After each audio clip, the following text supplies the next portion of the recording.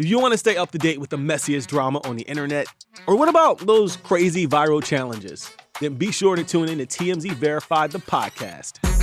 I'm Wild. I'm Steph. And each week we're either breaking down the spicy viral stories or we're hanging out with the most popular influencers around.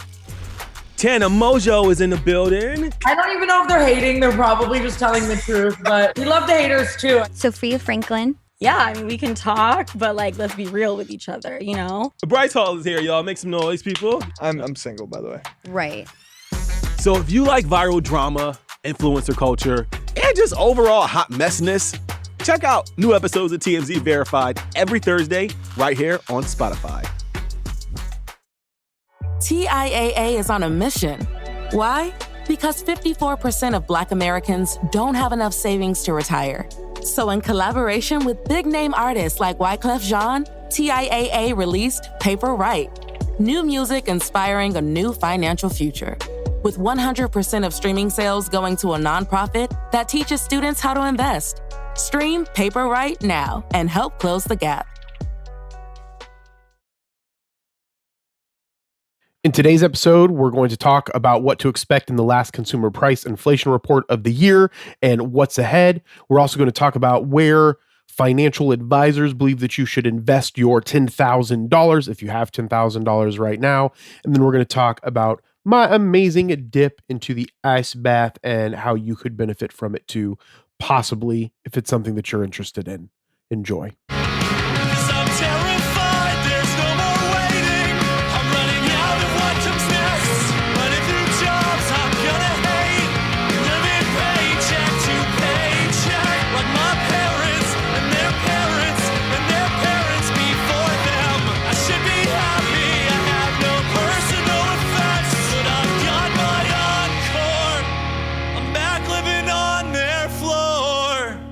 Welcome to the Age of Jeremy. Thank you so much for joining me today. And my name is Jeremy Quintanilla. This is a podcast where I share all the things that I've learned as I build my businesses and try to give you insight into things that you can do to help improve your life. And along with building businesses, one of the most important things is for you to work harder on yourself than anybody else.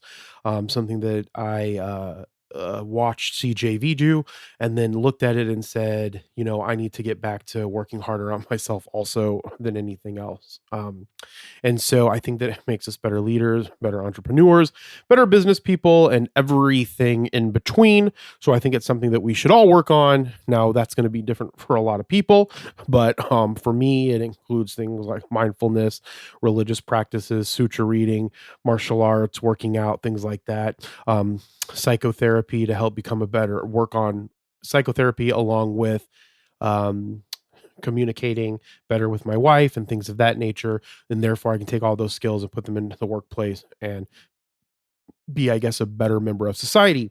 That also being said, I'm coming off of having what I believe to be was the flu. And the only reason why I believe that, I know that you have to get tested to know if you have the flu, but because someone that I was around, they got tested, they had the flu. Well, someone I was around, someone who's around someone that got tested and they had the flu.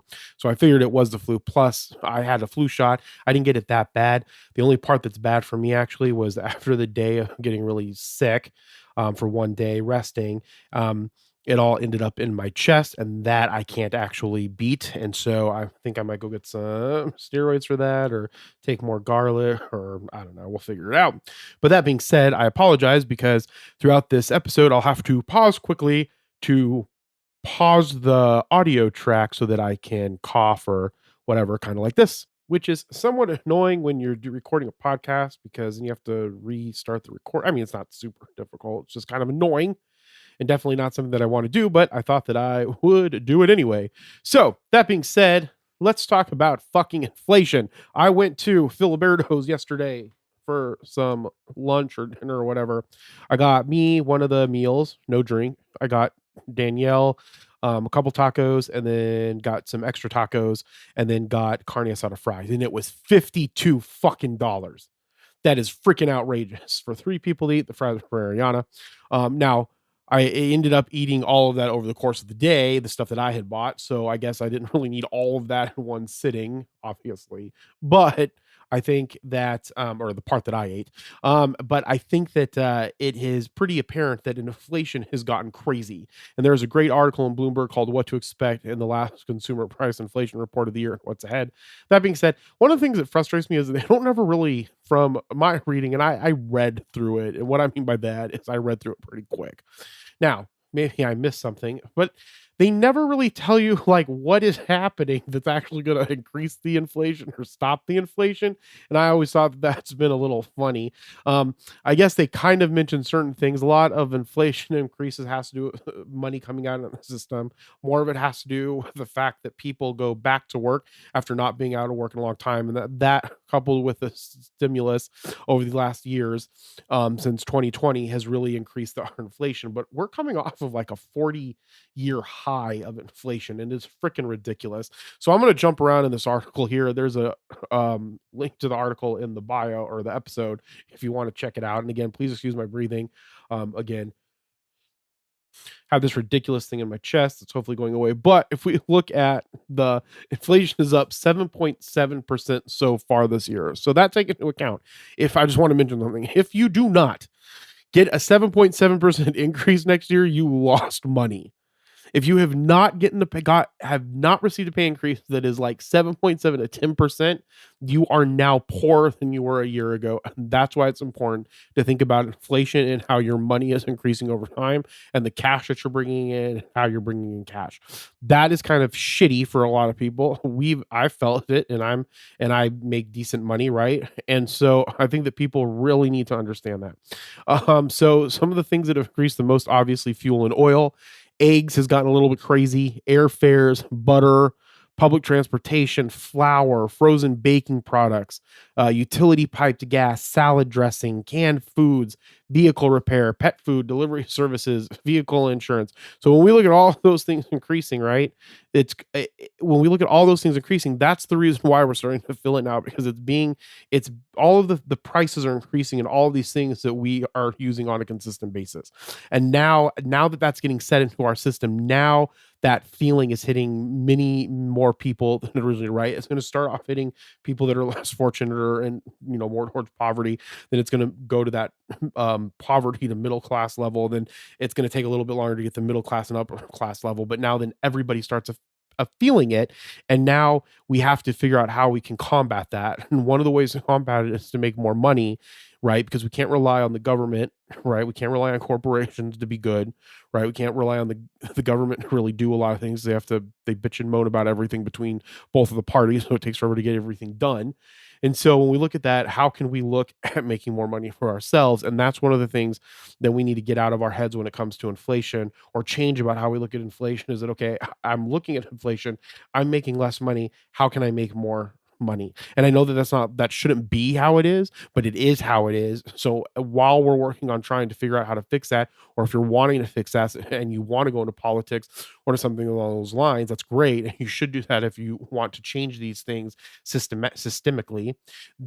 But on the flip side, you still need to pay for your family, and one of those ways is to make more money.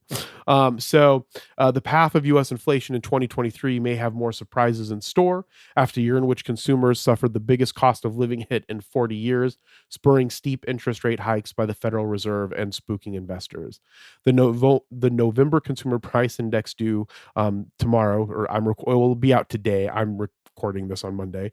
The November Consumer Price Index should be out today. The final report of 2022 is projected to show that while inflation is moderating, it's running at about 3 times its pre-pandemic pace. Excluding food and energy, the consumer price index is seen rising 0.3% for a second month and 6.1% from a year ago. The report will reinforce the narrative that inflation has peaked, said Aneta Markowska, chief financial economist at Jefferies LLC. But there's still going to be some potholes, at least, that we hit in the next few months in terms of the inflation outlook. The trajectory of inflation next year will depend on whether there's further tampering in core good prices, when and how much rents cool, and to what extent wage growth, particularly in services, moderates. particularly in services, moderates. Here's a look at what economists are expecting for the CPI in November and the months ahead. So the median forecast for the Consumer Price Index, which is abbreviated CPI. So the CPI median forecast is 0.3% month over month.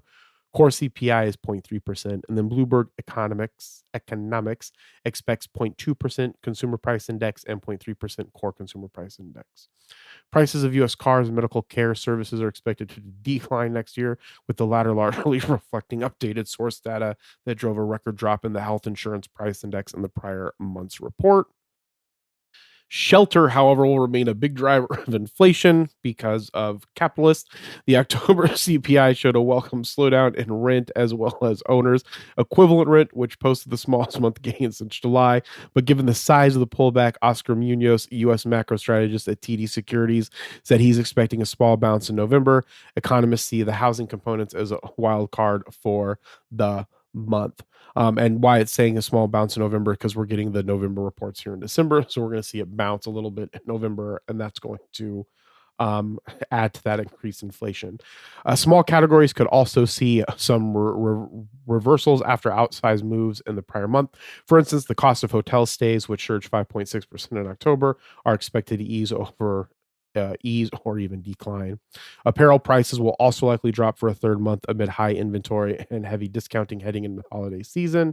Meantime, gasoline prices, which on a daily basis have fallen steadily since early last month, are not only expected to be a drag on the November headline figure, but may also to help produce the first decline in CPI since 2020 when the December data was released. So that means that since 2020, things like gasoline have been increasing. And that's one of the things that has really hit consumers' pockets the most. In fact, that's what's luckily, my business pays for my gasoline. But if it hadn't, it would have really hurt us because, even my wife, she's doing like what, 50, 60, she's doing about $300 a month in gasoline prices as well. $300 for her gasoline as well. So ultimately, the key to an inflation returns to the Fed's target is core services, excluding housing. And because of the importance of wages in these services, economists will be watching a wide variety of pay metrics. While there are some pockets of weakness in the labor market overall, it remains remarkably strong. And that's one of the other reasons why there was inflation, is because as the labor market continues to increase, there's going to be more cash pumped into the system, which will cause inflation to go. When you're thinking about where is inflation going to be 6 to 12 months from now, I know it really comes down to wages, is what Mark Hoska said. And again, that goes back to the labor force going in there. It's not really the printing of money that really affects. It's printing of the money to some extent when that money gets flooded into the system. But it's what we're really experiencing is a stronger labor market, and where we didn't have a strong labor market because of COVID. And now that that's getting going again, we're getting flushed with all these people coming into the system and they are spending money. So make sure that you're being mindful of your spending, and I would recommend trying to find other ways to make extra cash. So what should you do if you have $10,000 to invest? Well, there's a Bloomberg Business Week article about that, where to invest $10,000 right now. And the long and the short of it is that they recommend that you invest in income-driven stocks, I guess would be the best way to explain it. And so my opinion on that is, yes, I agree with that. I think dividend income, high yield stocks are going to be the best. Essentially, a dividend is you own a certain amount of shares. A company gives out some of that profits to its shareholders based off of the amount of dividends that are outstanding. It comes down to like, I don't know, $1 per dividend per share, something like that. So if you show a share of stock, you get whatever that dividend is. It could be anything really. So it's not always going to be $1, but let's say in this case, there's a company where they're going to give $1 per share. You have one share, you get paid out $1. And so those are some of the best stocks that you can invest in. They recommend in this article, and I'm not a financial advisor, so please reach out to a financial advisor to find out what you should invest in, or you can go read this article and take Bloomberg's advice. They have so high quality dividend yields. Let's see here. See what are some of the ETFs. The S&P 500 high dividend low volatility ETF is SPHD.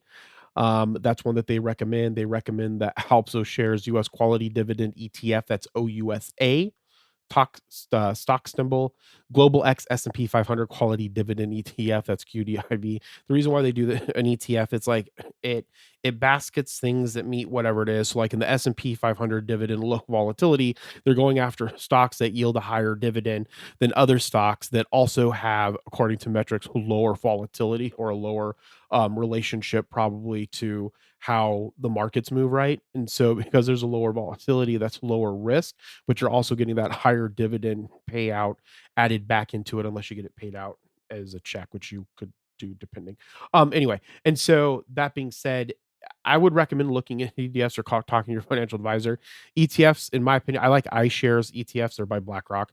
And so the iShares Focused Value Factor ETF, FOVL, is another one that they recommend here. And then they also recommend long-term bond ETFs. So we never talk a lot about bonds, and people don't know a lot about bonds. I've been thinking about writing something specifically for here to talk about how bonds work. But for the purposes of this podcast, if you're interested in bonds, reach out to me. One-off, you can reach out to me on Snapchat at Age of Jeremy. In fact, I don't think I went over that. You can reach out to me on all of the socials at Age of Jeremy. Snapchat, you can just snap me at Age of Jeremy, and I'll do my best to answer the question that you have. And then also, too, you can email me at jeremy.quintanilla@qfinancialllc.com. That email address is in the episode description. You can ask me about bonds specifically if you'd like. Most people don't do a lot with bonds nowadays, but bonds are one of the best ways to create, I guess, more risk-averse long-term gains, I guess, would be the best way to put it.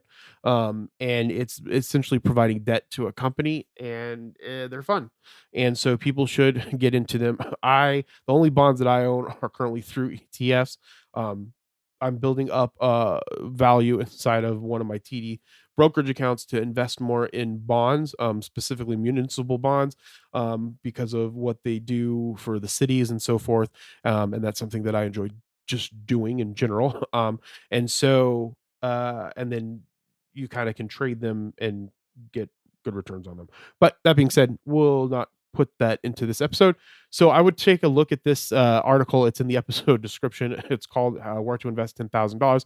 But essentially the article talks about different types of dividend yield ETFs. Oh, and an ETF, the reason why they're recommending ETFs is ETF does something that kind of diversifies yourself over multiple stocks that do this thing. And so for people that are focused on utilizing this for retirement, yes, I think that that's what you should do. If you're trying to, if you have money and you're okay to lose it, I would recommend just directly investing in the stock itself. I always think it's better to find 5 or 6 really good stocks and just focus on those that are run well, that have good dividend yields, depending on what it is that you're focused on with it. Like I own Adobe, but that's because I am believe that the value of Adobe is going to go up closer to $1,000 over the next 5 years or 6 years. And so while Adobe doesn't have a high dividend yield, I believe that its value is going to increase. We're like York Water Company, one of the best run water utilities in the country and longest run water utilities in the country, private wise. They have a fantastic dividend yield, so I get most of my dividend yield back from them. Now, that being said, everybody's going to have a different scenario. That's why not everything's got to be case by case, and that's why it's really good to work with some type of financial advisor to give you that give you that advice and then help you to build out your portfolio.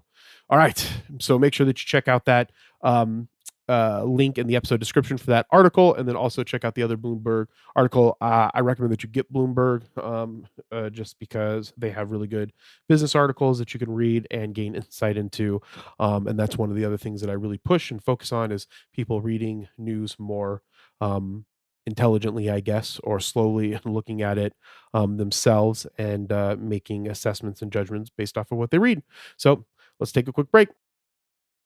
This episode is brought to you by JLL. Get an insider view into the world of commercial real estate with JLL's podcast, Trends and Insights, the Future of Commercial Real Estate. Whether you're curious about making cities more sustainable, the evolution of office space, or AI opportunities, this podcast will help keep you a step ahead. Tune in for candid conversations with business leaders about the biggest trends impacting how we live, work, and play. Subscribe to Trends and Insights now at jll.com/podcast. This episode is brought to you by Carnegie Mellon's Tepper School of Business. Want to advance your career or switch fields? An MBA from Carnegie Mellon's Tepper School of Business can help. Earn your degree from a top-ranked business school with a thought-provoking curriculum, one-on-one leadership coaching, support from experienced career counselors, and full-time, online hybrid, and accelerated MBA formats. Join the intelligent future. Visit cmu.edu/Tepper to learn more. All right. It's Matthew McConaughey. Although I probably don't sound like Matthew McConaughey, and I definitely don't look as awesome as Matthew McConaughey, but I look cool in my own right. So, that being said, let's talk about ice baths. So, I have always been a fan of different types of workout methods. Like we used to do maces. Well, I still do mace training. Okay, let me take it back. I have maces. I would like to do more mace training than I actually do. Maces, Indian club, sandbag workouts. I don't have any sandbags. I want to do those, but the maces, the Indian clubs, the kettlebells, I have all of that. We use kettlebells in our gym. Now I like to dive deep inside of the movement that goes inside of those. Workouts, the yoga that goes inside of those workouts. So I've always been a fan of like different types of movement workouts and things that like are different than the normal lifting weights and, you know, hitting the regular gym stuff, even though I do a lot of that right now. Well, not right now because I've been sick for a week and a half, but you get the point. Now, my point, though, on top of that, is CJV has always been a fan of doing ice baths. Once he started doing them, our friend Jeremy owns a company called Reconnect in Mesa, Arizona, so you should check that out. And he helps people do, you know, therapy. And then he has he has 2 ice baths, I think, in there. He has like a red light sauna room. He has like these cool pressure bags. And then he also does training for like to help people with injuries and movement and all those things. So I have always been a fan of wanting to do ice baths. I've never got into it because one of the reasons is because over the last 5 years, you know, my life was very, very strict. So I would, you know, when I worked in Chandler, right before I got the stay-at-home job in 2020 with the bank, was that I would work essentially until 10 or 10:30, try to get in bed between 11 and 11:30, wake up at 4, go to work, go to the fitness center until 10, depending on the night, try to get back home at 11. If I didn't go to the fitness center, I would work those other nights and then get home and go to bed and get back up at 4 o'clock. And I don't think there's nothing wrong with people that were, you know, I have no judgment or anything on people that say that they can live off of 4 hours of sleep. It was I did it like 4 or 5 hours of sleep. I did it for many, many years. It was very taxing on my body. I'm more of a 7.5 hour sleep guy. And so when I was going through all of that, I didn't have a lot of extra time or energy to put into taking really good care of my health the way that other people did, that I was around, just because of the fact that I had been working, you know, my bank job for 40 or 50 hours a week. And then I would work, you know, I would try to get another 40 or 50 hours a week, work with other things. Now, did I really do that? No, but I tried to do it and I did the best that I could at it. And so now that things are kind of still freakishly busy, I have still maintained a different 12-hour day, 12-hour to 13-hour a day work some days of the week, pulled back a little bit on the weekends, put that time more towards religious practice, meditation, working with my wife, doing stuff around the house. Now, there will be times here soon that I have to go back into doing some of that, and I don't think there's anything wrong with that. If you're doing like 4 or 5 hours on the weekend, that's fine. But I think that it gives me the opportunity to work more towards my personal inner journey. And one of those things that I wanted to do was a cold bath, just to have done one. And so when we did our Christmas party, I went ahead and I had Jeremy. And so we have a Christmas party every year for Warriors where anybody can come to. And then we have one for team members. It's more of like an intimate thing. So this time we had Jeremy come and do an ice bath at our facility. We got a trough. We got a bunch of ice and we got it down to a little bit like 38 degrees, I think it was. Yeah, we got a little under 40 degrees. We would have tried to get it to 33 degrees is where we would have liked it, but 38 was where we got it. And that is when we, yeah, that's where we got it to. And we did an ice bath and it was a lot different than what I expected, and I just kind of wanted to talk about that. So first of all, I don't think that anybody should go out and do ice baths unless it's something that they want. I know like a lot of people that follow us, follow myself, or follow CJV. CJV does his plant medicines. I personally have no interest in doing plant medicines to the extent that CJV does. Shrooms, microdoses, I probably don't have a problem doing, just to open up that side of my mind. But I super enjoy esoteric meditation practices. I've been spending a lot of more time with Shingon practices, doing the Heart Sutra mantra more, studying, meditating on the syllable A, which is the Indian symbol A Siddham, I think is how it's pronounced.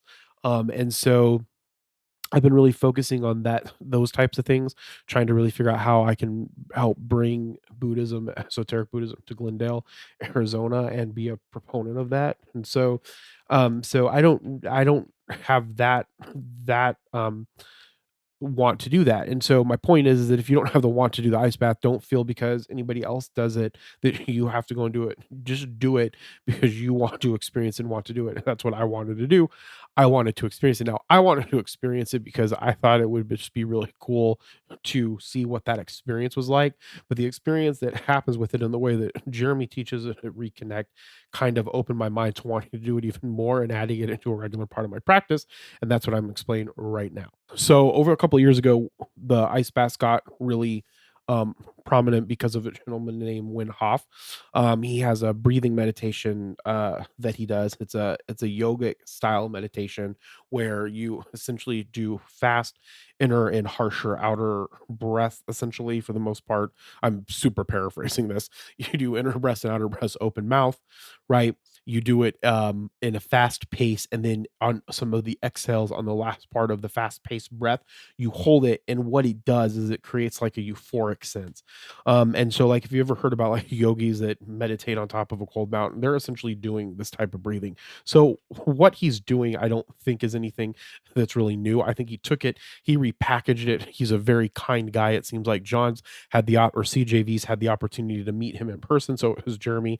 And I think that if I could go back and change it, I would have gone with them, and I should have made, I don't know what, I just was super tired from working all the time. I guess that every opportunity I had, I would relax or whatever. And so I think that I would have went and did that if I could go back, I would have done it. Anyway, point of story is that he has this breathing method that teaches that. And then those breathing methods and those stress factors and how to relate to those stress factors when you're doing that type of breathing, you can put into the water when you do the ice bath, and that's where the ice bath part helps, and then there's meditation that goes along with it.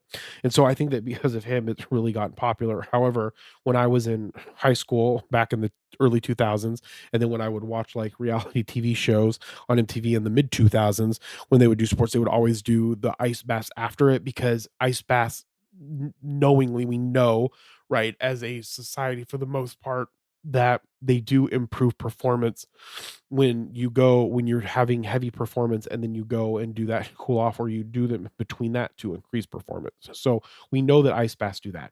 The other thing that ice baths really do, and so there's ice baths and there's ice baths. So ice baths aren't like usually as extreme as whole body cryotherapy. Some people do ice baths from 50 to 59 degrees water, and they do them. We do it more the cryotherapy, where it's like that 33 degrees, I believe, or below. And so that's what Jeremy teaches. That's what we did ours at 38 degrees. And so the idea is that it's supposed to reduce inflammation and swelling. It's supposed to relieve sore muscles. It's supposed to aid exercise recovery. It's supposed to lower core body temperature, support immunity, improve mental health. Now, I haven't been doing it long enough to know that all of that works, but if you go and research on YouTube, you can find people that have looked at all the studies, and some of these are pretty accurate. Like I watched one on YouTube, and I should have got the video and I'll put it in here, but maybe I'll do that. Maybe I won't. So check the episode description, see if there's a video on the science behind ice baths. And so like reducing inflammation and swelling, that does work. Relieve sore muscles, that does work. Aids exercise recovery, that does work. Improves mental health. It actually was proven to do that because of the way that the person that like the guy that I watched that like critiqued all of this was a medical doctor, and he was doing it on the entire Wim Hof method. So it wasn't just on the ice bath. But when you think about the breathing aspect that goes into what you have to do to prepare for an ice bath and to do the ice bath, there has been proof that can in fact improve mental health. And that's why when CJV talks about, like, he says that, look, if you, because he did this for a while because he'd been working on himself, that led him to the plant medicines, right? When he says, like, if you want to do plant medicines, you don't have to do that. You can do things like ice baths or like more in deep meditation. Okay. And so that's why I think that we need to be more proponent of these things, because a lot of the times when we look at like people that are on social media, they're like, oh, you need to go and do peyote, or you need to go and do the San Pedro, yeah, or you need to go and do this and this and this, and you don't have to do any of those things, right? You want to look at where you're at in your journey and what makes sense for you, and you can achieve a lot of these opening and experiences and euphoric experiences with breathing, with things like ice baths. And that's what I'm going to talk about, my experience when we did this. So that being said, these things do have these types of, benefits. Now, when you do it, when you're at that 33 degrees, we only did like 1 to 2 minutes inside of that. So what I did to prepare was I did some Wim Hof breathing. I try to meditate a couple times a week as much as I can, chant sutras, right? Try to get myself into the mindset of going into something that's ridiculously cold. And then I started doing cold showers. Now, I couldn't check the temperature of the cold shower. All I know that it was cold for me occasionally. Sometimes it wasn't that cold for me, so who knows how cold it actually was. So that helped me, in my opinion. I think also meditating outside in the cold helped me. Although here in Arizona, it's like a dry cold, which is not good for your breathing. If it's a dry breath, it's not about the cold, it's about the dryness, especially if you have asthma like I do. Now, that being said, um, I think that these things helped prepare me for the ice bath, because the ice bath itself wasn't that bad. As cold as I thought. It wasn't, it did what nothing is, in my opinion, for me anyways, nothing is as bad or as good as I ever expected to be. So I just kind of got used to that. So like, okay, I'm gonna do the ice bath. I'll get in, I'll get over it, it'll go through. Maybe I'll last a couple seconds, maybe I'll last 30 seconds, maybe I'll last a minute. And so one of the things that helped me was dipping my head in first, which I got from Brenda because she's done them. Now, the thing that I wasn't prepared for was I forgot really about the spiritual journey of this, and how the water can teach you something, because like what happens, so let me explain like what happens. So when I personally, I can't say this works for everybody else, but when I went in the water, essentially you lose sense of your body. And so all you're left with is your thoughts and your minds, and trying to control this pain that's happening, because the coldness isn't like you think of when you cold and you shiver. Yeah, you'll probably shiver, or you might like hyperventilate, right? That did not happen because Jeremy guided us through how to breathe. So how he teaches how to breathe inside of the water, um, is what really helped me in control, right? And so when you go in, you just kind of lose sense of your hand. Like it's like it just hurts. It's like there's just this hurting that's happening in your body from all of the cold. Like it's so cold that it hurts. You get stiff. You just kind of lose sense of your body. And so all that you're left with is your mind, because that's all really that you can feel. At least how that was for me. Now that's how the actual feeling goes. And then when you get out, your my fingers were all red. It felt amazing. I went by the fire. We had a fire. I warmed up. It was just fantastic. I loved it so much. So that part of it, like the way that it made my body feel, was just amazing. Like all the pain left my body, like from the inflammation, like my back didn't hurt. Like, I don't know, just all of that stuff just felt amazing, amazing, amazing. But then there was the emotional, like, what you learn from being in the water. So, which is a part that I forgot, right? So when I went into, not forgot like it happened, but forgot that that happens. And so my point was like, okay, I'm going to do this badass thing in the water. But then when Jeremy started talking about, like, you want to think what you want let go of, what you want to work on, and you may work on that when you get in the water may take you a different direction, which then that got my anxiety up, because like, oh man, what do I want to work on? Do I want to work on my relationship with Danielle? Do I want to work on my weird attachment to my animals, right? Not being able to let go of something when it passes away, the feeling of attachment in life. Like, what is it that I want to do that's going to help me? Is it, being okay not being a billionaire, being okay, reminding myself that I wanted to be a theologian, like being who I'm supposed to be. Like, what did I want to work on? And I started thinking about all this stuff, and I was like, what the fuck am I going in there for? Like, is it just so I can say that I did it, or can it be more? And once I started breathing and the water hit me, like I just saw like my life. Like, it was weird. Like, I saw like everything that happened in my life. I saw who I was back when I studied yoga diligently, wanting to like change the world with health and wellness, wanting to educate people on their lives can being different. And then I saw like over all the years that I spent in school doing analysis and being analytical and forgetting how to like, you know, care. I don't want to say care for other people because I always care for other people, but like just focusing so much on money and wealth and like this stuff that doesn't matter. And then like thinking of like my books and Buddha and God and whatever you want to call God and like all this stuff. And then it was just like all that just left my body and I was just content. And not even content, like happy. And so I just smiled and I just spent a minute smiling with no thoughts in my mind. And it was so relaxing and energizing and refreshing to remember that you don't have to be, you can be kind, caring, and loving in this world, and it's okay. I think is what I learned from that experience, right? Like I don't have to get become and so it's not that I'm not that way now. Like I feel that I'm kind, caring, and loving, but like more kind, caring, and loving. Like there's no reason to pretend to be something that you're not. It's kind of like what was said to me. Like there's no reason to try to be a hard ass. There's no reason to try to be a badass. There's no reason why you cannot be light, loving, and caring in the world. And if people don't like you for that being who you are, then those people can really go away. And because like my mission is just to be continuing to be at peace and working on bringing peace to people. And it was just really interesting that that's what the water taught me that time. And if that's what it could teach me that time, like what else can it do to improve my life and improve my state and improve where I'm going in the world and who I am and what I'm trying to do. And it's just a really beautiful thing because I would love to continue to study these types of meditations and see who I can become and who I can help and who I can teach, right? And so because that's always been my biggest dilemma in life, and I think that I'm to the point where I realize you can have both of them if you be who you are supposed to be, right?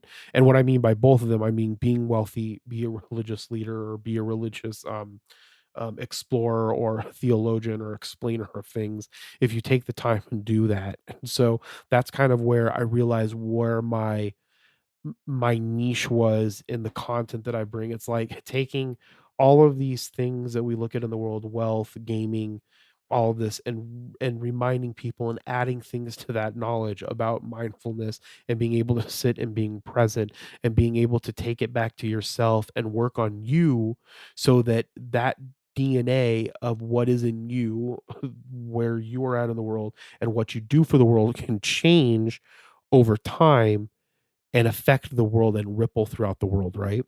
And so when you think about it, like, okay, I don't have any kids. Maybe one day I'll adopt some children, or my wife will have children, or I'll have children if men can have children one day. Who knows? And so, like, when I look at that, like, how can how can what I do and what I bring into the world, whether it's a human or actions, how can those things ripple and be here forever? Because if that's the case, then we never really die. And that's always been one of the things that bothers me. It's not that I'm like afraid to die, I'm afraid to be dead, right? And I think that that's one of the things that I need to work out on myself. Is it's not that I'm afraid to be dead in the sense that like, okay, I'm dead. It's more along the lines, man, I didn't get to do everything that I wanted to do. And that's one of the things that bothers me. And that's one of the things that I was able to look at and say, well, you can do those things. It doesn't have to be this specific way. It can be lots of different ways, and you can have a very big impact on the world. And if you do that, you will be able to sustain yourself and make money with that. Maybe you won't be a billionaire, maybe you won't be a millionaire, maybe you'll be, a low 100,000-aire. Maybe you'll just go through life living, but like the impact of what you leave behind will be great because of what you're trying to accomplish. And so that sense of well-being and that sense of purpose of when I got outside of the water is what it taught me that first time that I got in the water. So what more can I teach myself if I put myself in that condition and look at life introspectively a lot better, right? So like Socrates always said, or I don't know if he always said this, but supposedly he said that, the unexamined life isn't worth living. And the thing is that I haven't been spending enough time examining my life because I've been focusing on so many other people and so many other businesses that aren't really, um, uh, they're great and they're going to provide and change the world and things like that. And that's fantastic. But is that the way that I want to change the world? And if they give me the money and they give me the wealth, how am I going to use that to change the world in which I want to change it? And if they don't work out, can I still change the world the way that I want to change it? And I can. And that was one of the things that I learned from this experience. So I think that besides the physical health benefits of it, I think the introspection and the inner experience of it is something that you should look at to experience. And the thing is you can't, what I will say this, the other thing that I learned is you can't force those things on other people, right? Like all we can do is be who we are and share with what we learn. And if other people want to try that to do it, then they can try it and do it. That's fine. If they don't, then there's nothing wrong with that. And that's one of the reasons why I think that families end up being torn apart because of religious beliefs, because of practices, is because there's a saying that like the devil hits you at the family. Well, the devil hits you at the family because the family is torn apart because of religious beliefs, and that's why it's easy for the devil to hit a family.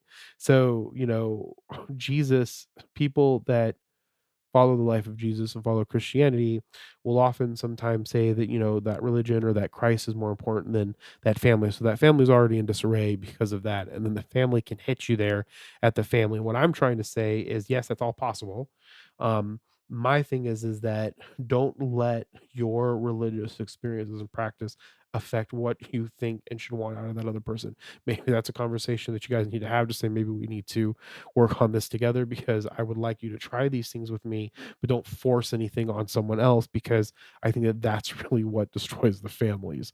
That's just my personal opinion. But and so that was, and the reason why I'm saying this is because for a long time I figured because I was doing something, my wife had to do it, or my niece had to do it, or my mom had to do it. And it took me a very long time to realize that no one has to do anything except for what they're doing because it's their life, right? And so I should be there, kind, loving, caring, doing the things that we enjoy doing together, and then being able to do the things that maybe the other person doesn't enjoy doing, and being able to do that by myself. Now, would I wish that they would do these things with me? Absolutely. And I can always invite them and I can tell them how it makes me feel, and there's nothing wrong with that. But at the end of the day, don't let that ruin you because someone else isn't willing to go along with the things that you want to do, because that's okay.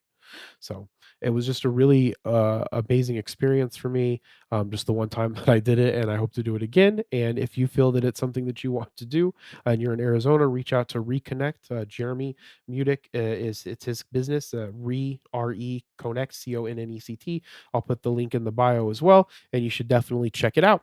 So remember, be thankful, grateful, and kind, and we'll talk with you next time. Bye.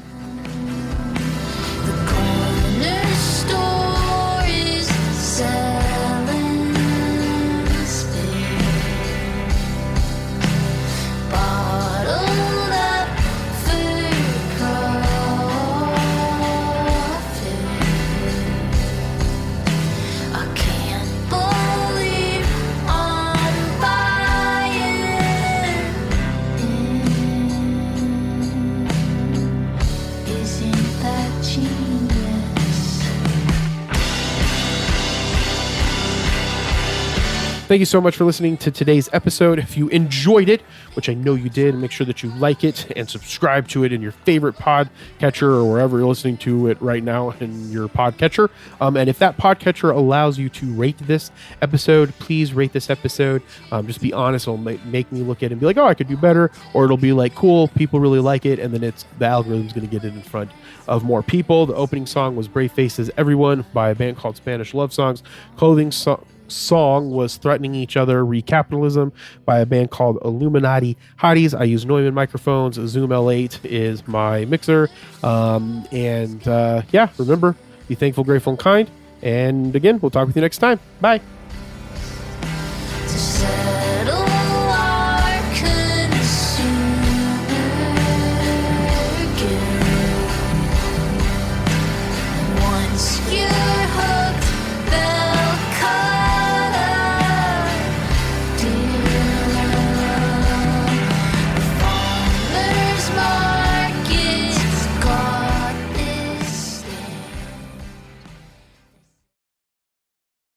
Okay, everybody, it's Michael E. Cullen II. And I'm Sesame and Carta from the All Too Real 2 podcast. We're passionate about movies, TV, and pretty much all things pop culture. Dive into the chaos of failed sitcoms, direct-to-video sequels, and the quirky realms of cinema and TV. Join us every Thursday for your dose of All Too Real 2 entertainment. We'll guide you through debates like whether Howard the Duck qualifies as a superhero. Ponder if Larry the Cable Guy could be the new Rock or Schwarzenegger. Discover if some shows and movies should have stayed in the cutting room. Ever heard of a sitcom featuring that dictator with the funny mustache? Well, we watched it. We're dedicated to unraveling the peculiarities of pop culture, sometimes with awesome guests. So, if you're into the eccentric world of pop culture, listen and subscribe to All Too Real 2. Available wherever you find podcasts and on Age of Radio.